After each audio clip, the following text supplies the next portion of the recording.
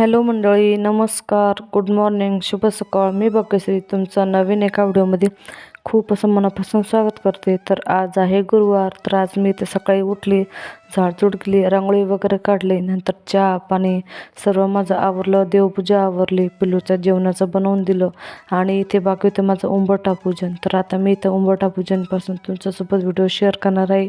आणि तुम्ही कालचा व्हिडिओ बघितला असेल की आपला नवीन आश्चर्य काय घडलं, तर त्याच्यातच जे काही उरलेलं बेटर होतं त्याचाच मी पिलूसाठी आणि पिलूच्या पप्पांसाठी नाश्ता ठेवलेला होता.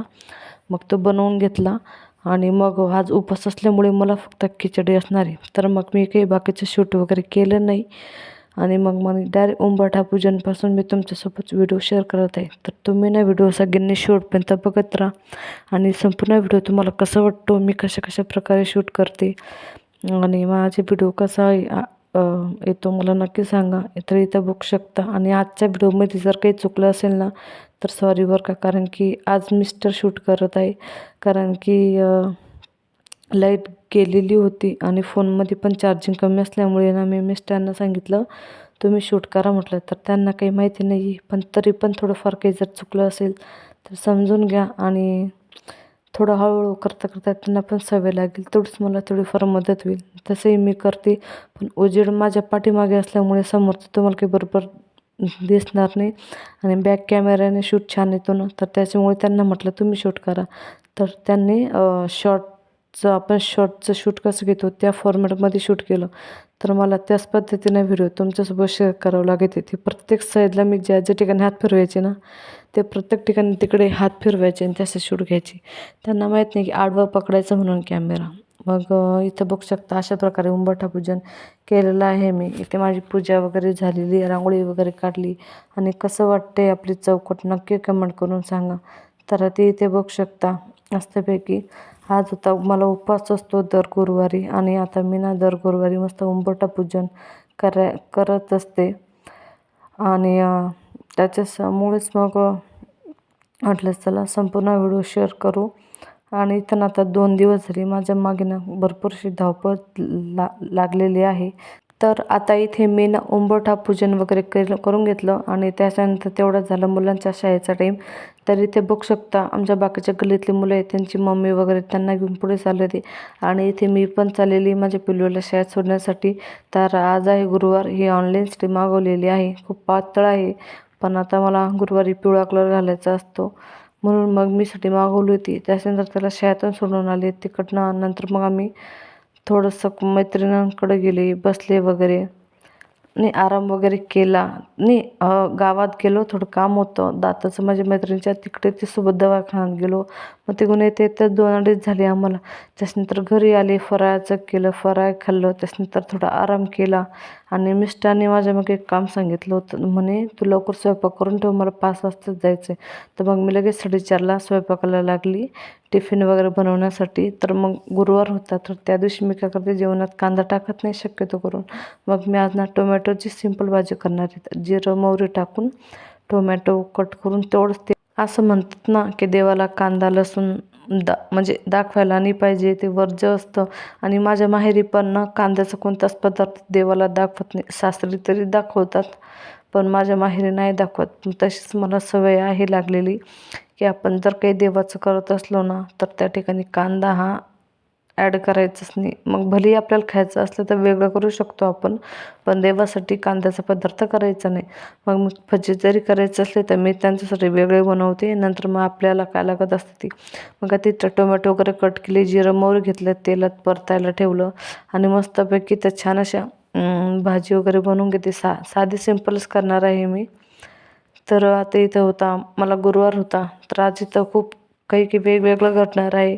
तर त्यासाठी तुम्ही ना व्हिडिओ शेवटपर्यंत बघत राहा आणि संपूर्ण व्हिडिओ तुम्हाला कसा वाटतो नक्की कमेंट करून सांगा. तर इथे ना आता मी वेगवेगळ्या अँगलनं शूट करत आहे. तर मला हे शूट जमतात की नाही नक्की कमेंट करून सांगा बरं का. आणि अजून काही मला एवढं जास्त काही यूट्यूबमधलं माहीत नाही आहे. मी पण हळूहळू हे करेल, फॉलो करेल, तेव्हाच मला काही येईल. आणि कोणती गोष्ट लवकर घडणं म्हणजे हे चांगलं नसतं आणि उशिरा हे होणं हे काही वाईट नसतं, बरोबर आहे. लवकर होतं. म्हणजे अति म्हणतात अति काही संकटात नाही. अति घाई जर केली तर ते माणसाला भेटतं पण थोडं नुकसान होतं आणि जर थोडं शांततेत घेतलं तर ते भरपूर दिवस माणसासोबत चालतं, बरोबर आहे. तर आता इथे भाजी वगैरे फोडणी वगैरे घातली, कलसली म्हटलं इथं भाजी थोडी टोमॅटो परतेपर्यंत ना इथे आपण पीठ वगैरे मांडून घेऊ. तर मी ना आता इथे गव्हाचं पीठ वगैरे चाळून घेते आणि माझ्याकडं काही फार असं छान स्टँड नाही आहे किंवा आता मी कधी कधी काही काही जणांची व्हिडिओ बघते तर तशा पद्धतीने मी शूट करायचं करते प्रयत्न. तर तसं म्हणजे जास्त तर नाही जमणार कोणासारखं, पण जसं आपल्याला आपलं डोकं जसं काम करेल तशा पद्धतीनं आपण काम करू, बरोबर आहे. तर आता इथं ना 4:30 व्हायला आले होते. इथं भाजी टाकून दिली. म्हटलं पोळ्या वगैरे करून घेते आणि मग मला लगेच पिल्लूला शाळेत आणायला जायचे. लगेच मी 4:15ला घरातून धकले ना डायरेक्ट मला घरी येते तर 6 होतात, कारण की 1 तास येण्या-जाण्यासाठी लागतो. तर मुलांना ना खूप सांभाळून आणावं लागतं, कारण की गर्दी एवढी राहते ना. आणि ऐन संध्याकाळच्या वेळेला स्कूल सुटायचा टाईम, जॉबवरून जे लोक येतात त्या त्या स्कूलच्या बसा, ट्रॅफिक, मोठ्या गाड्या, ट्रक. आता इकडच्या साईडला थोडी गर्दी भरपूरच आहे, तर त्यामुळे खूप प्रॉब्लेम होतो. त्याच्यासाठी ना थोडं निवांत आणि व्यवस्थित आणि कसं बारीक बारीक मुलं पण असतात सोबत, तर त्याच्यामुळे ना 2 दिवस झाले माझ्या मागं हेच काम लागलेले. आणि बरं झालं लवकर स्वयंपाक होऊन जातो आणि बाकीच्या कामासाठी आपण फ्री राहतो.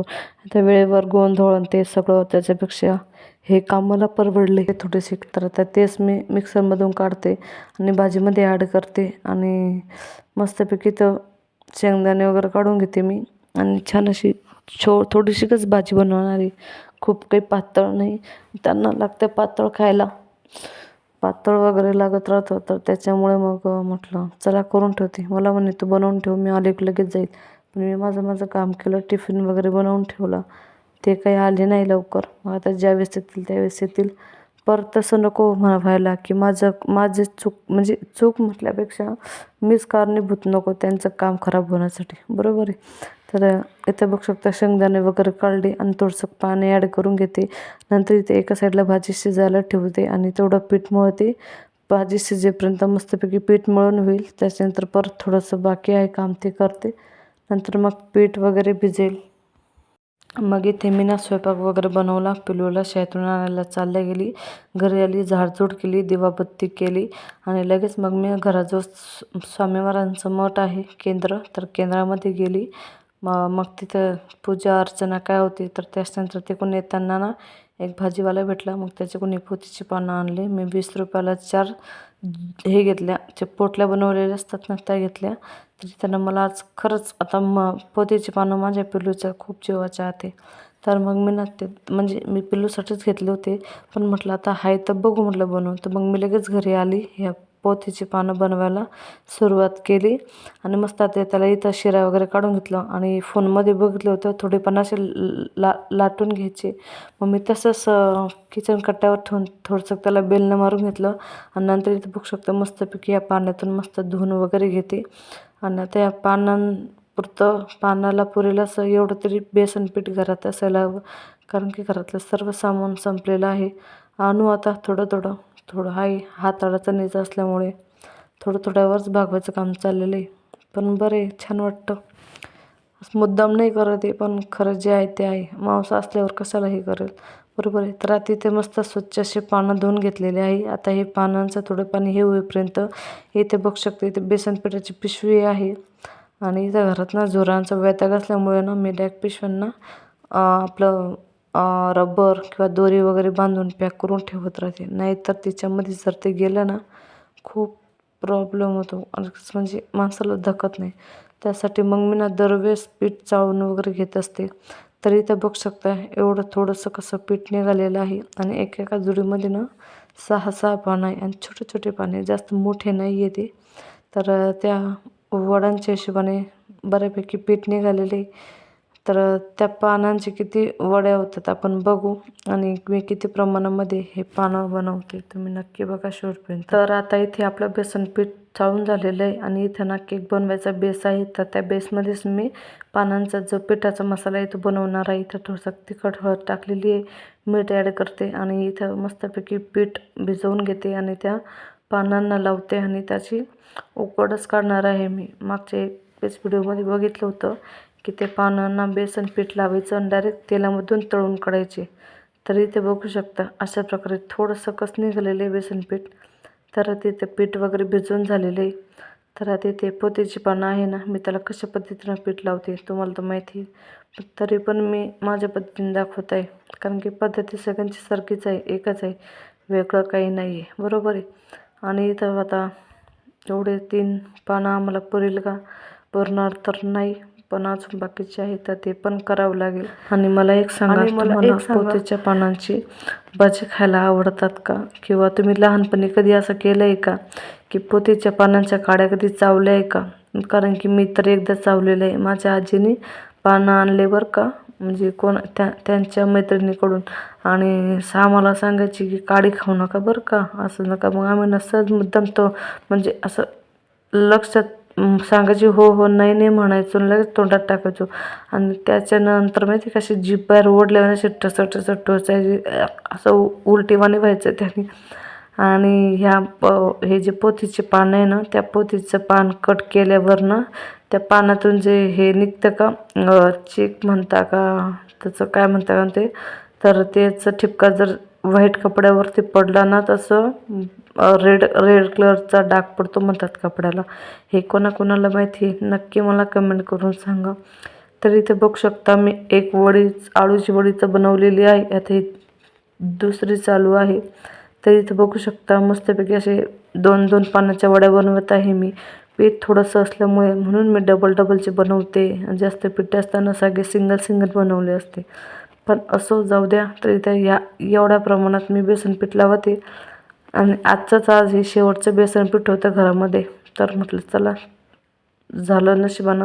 आणि खरंच आज मला उपवास होता, एक खायची खूप आवड होती. मग म्हणजे वाटलं होतं, विचार तर नव्हता केला, भेटलं तर म्हटलं चला जाऊ दे, पोटापेक्षा काही जास्त थोडी म्हटलं. मग मी घेतलं आणि घरी येऊन सगळ्यात आधी आळूची पानं बनवून घेतली आणि ह्याच आळूच्या पानांवरती उपवास सोडलेला आहे मी. तर अशा पद्धतीनं होता आपला आजचा संपूर्ण video.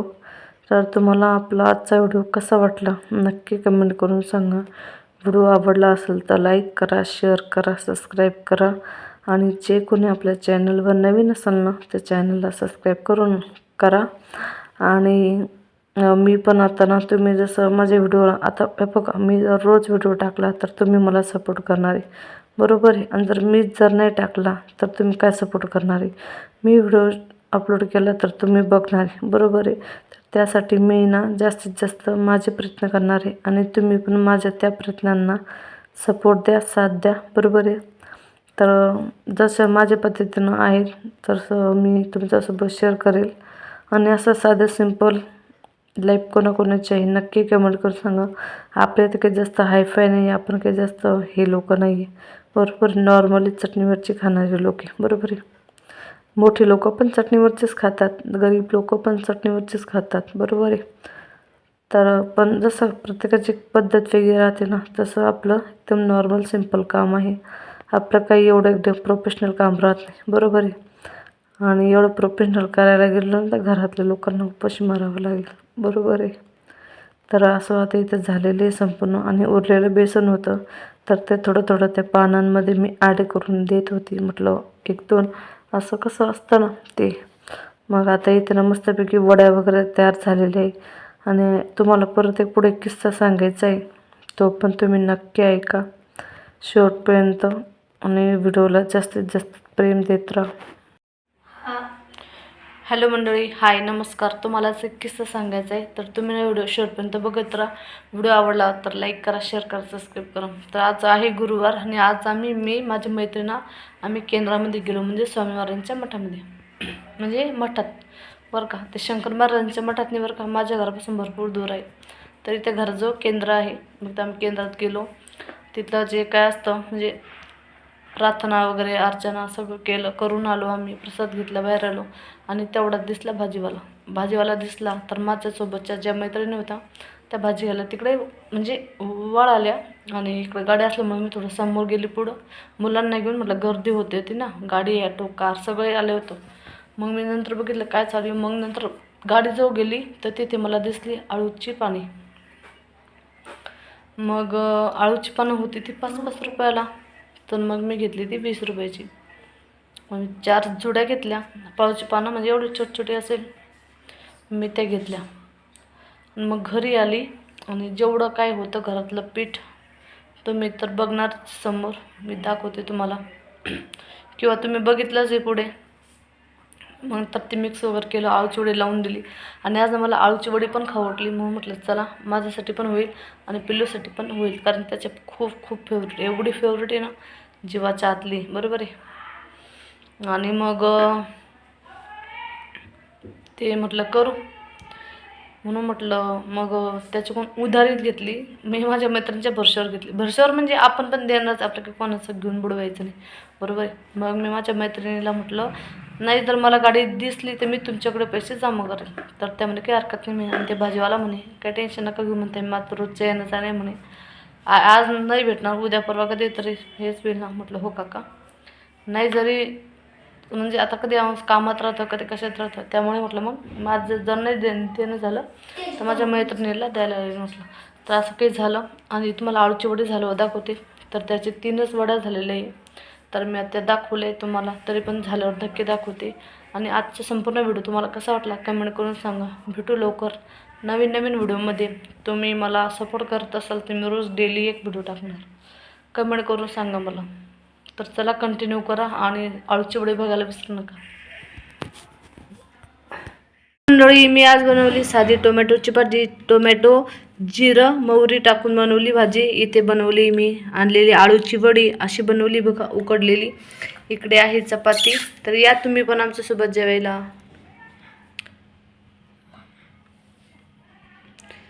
Bye bye. Bye bye. Bye.